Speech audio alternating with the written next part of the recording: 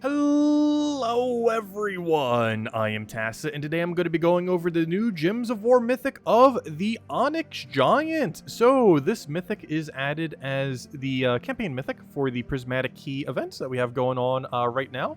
It has 3 release dates. The first was last week on last Monday, if you had the bigger pass. If you have the standard pass, you can end up picking it up today. And if you're playing free to play, you'll be able to get it at the next Stormheim event in the event key drop table, or for diamonds sometime later next year when it rotates back around in Soulforge for 4,000 diamonds.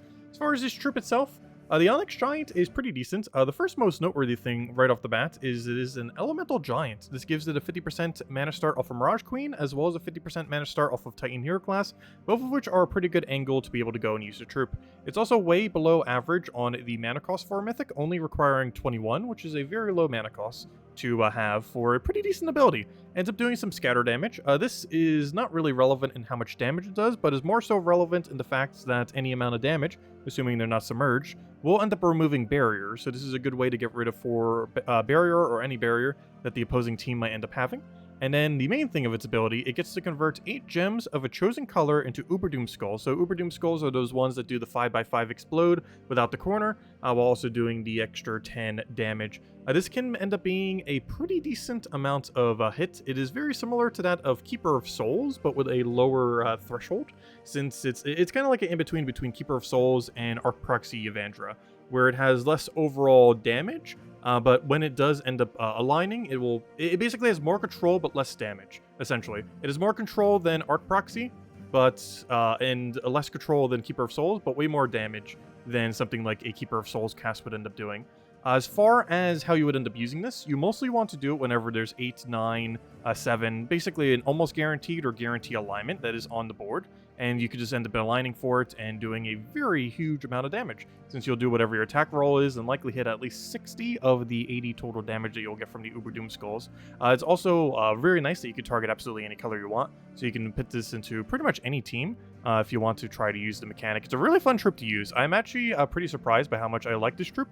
Its final trait still as abysmal as you thought it would be, though. It ends up creating 2 Uberdoom Skulls when it takes skull damage, and yes, this does chain into it taking additional damage, so the enemy could get a skull, then it gets 2 more skulls, then it gets another skull, then another skull. Basically, it can keep chaining to infinitely skull you in retaliation. However, in most situations, there's not enough skulls for them to really do much after they take one, so this allows you to set up some Uberdoom Skulls onto the board, hopefully get some alignment. So more often than not, this can be beneficial rather than a downside. And on top of that, it also has 50% reduction. Unfortunately, a little bit of a small amount would have been nice if it had a bit higher than 50%, but it having skull reduction is definitely very needed for how much skull damage it's going to be taking, especially because the Uberdoom Skulls. Anyways, let's go and show a bunch of teams. Also, tributes ready, gotta grab that. So we're going to go and do it in Explorer. Let's just do, how about Golvania? Golvania seems perfectly fine.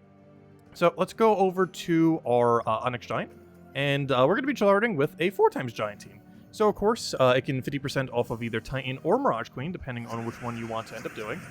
In this particular case, we're doing a Giant one. However, both the other two will use the Mirage Queen. So essentially what we want to do is go get the Oshia's Tome Up. This ends up doing a bunch of explodes for each blue ally and each elemental ally. And of course, this thing does count as a elemental, so you still end up getting the synergy there. So we're going to want to go get our mana. So right here we have our first cast. So right here we can see every single one of its options. If we want to try to see if we have a guaranteed, we would want to check both blue and red to see if they have alignment. As we can see right here, that is not going to happen.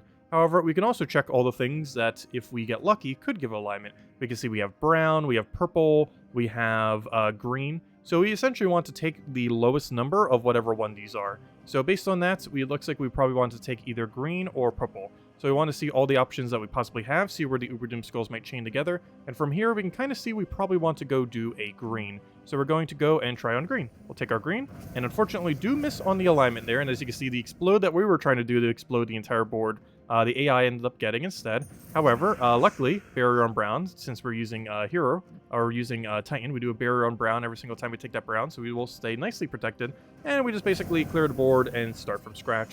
One nice thing about this team that we do have access to is Baldur. He ends up creating a bunch of skulls boosted by blue allies, and guess what? The entire team is blue, so we can end up getting a lot of value from that.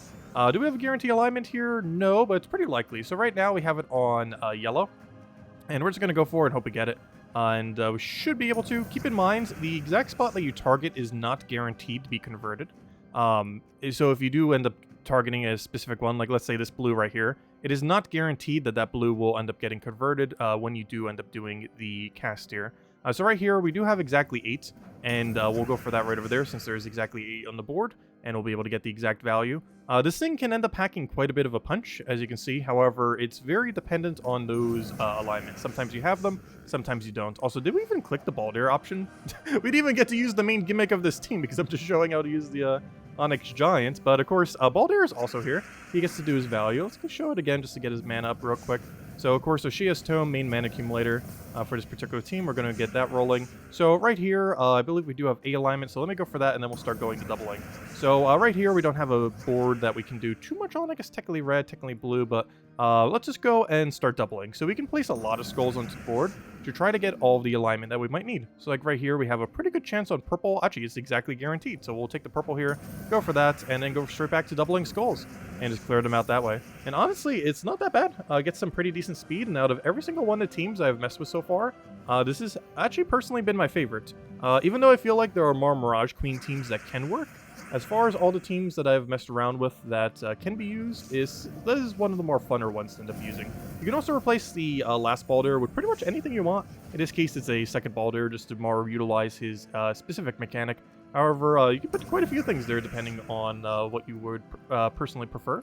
So we'll go for this and basically just keep clicking double until we win. And that's all we're going to need. Click the double as it's a little bit quicker to try to do compared to trying to figure out where on earth we need to do his ability. So we'll just take our skull here. One more burst will take him out. And this looks like a guaranteed yellow. Oops, that's not the one I meant to do. Well, let's go and do a purple then. How about that? And there we go. I meant to cast the Mythic there, but accidentally hit the doubling button. And there we go. Anyways, let's go on to our next team now. So the rest of these will be using Mirage Queen. Mirage Queen, pretty useful synergy. Not only in the 50% mana start, but it also has access to converting all the greens onto the board into Doom Skulls. You also get Curse from that. However, most of these teams will not be utilizing Curse. In this particular instance, I guess we kind of get a little bit of value from it since we are using Elementalists, of course. So I guess by default, you're getting some amount of value. Since worst comes to worst, you'll be able to get it for the status effects onto Hero. So once again, as with many teams, we're mostly just looking to get our mana accumulation first. So we'll go for our little bit of green there. Take our extra turn. That will start getting all the stats effects on from Hero.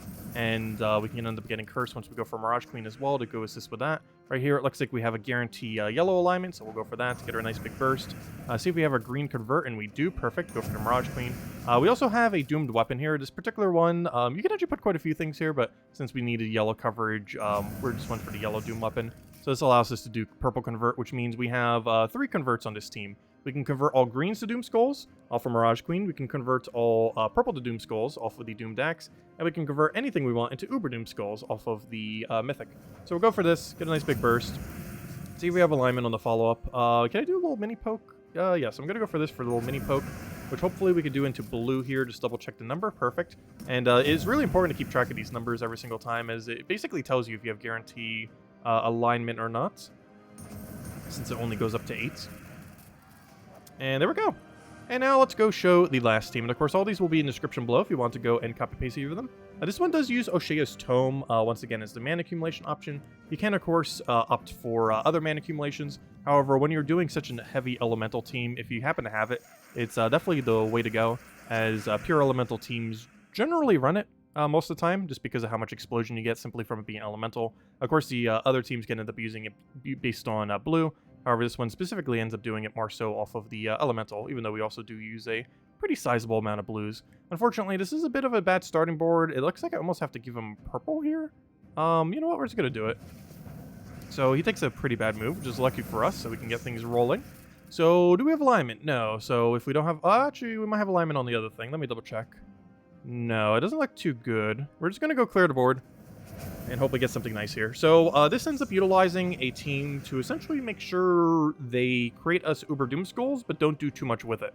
So in this case, we have 2 ways of reducing them, both Entangle and reducing down their attack. And essentially the goal here, when using him in first slot, is to actually try to utilize his final trait.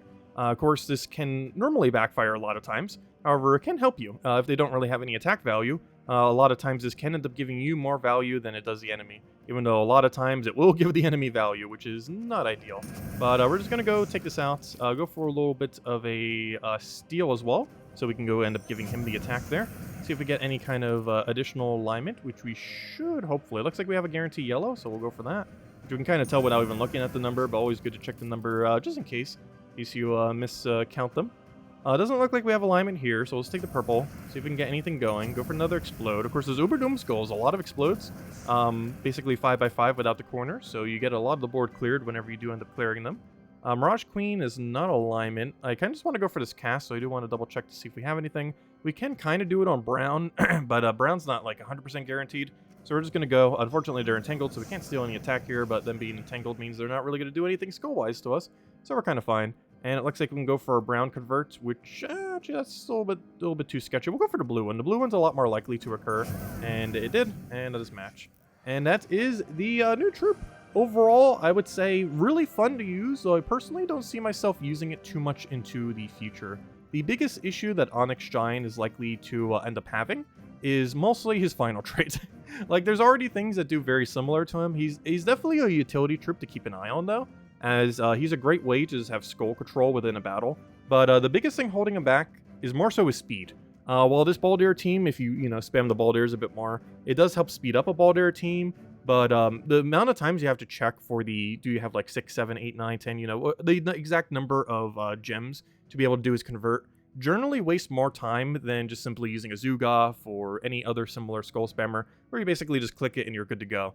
He requires a lot more thinking, which for some degree will actually make him better at Guild War, since those tend to be longer, more thought out battles. However, in a standard like Explore 12 battle or something similar, he's likely a bit slower than other alternatives, other skull damage alternatives. So he's probably primarily going to be a Guild War, maybe occasionally like a faction kind of troop.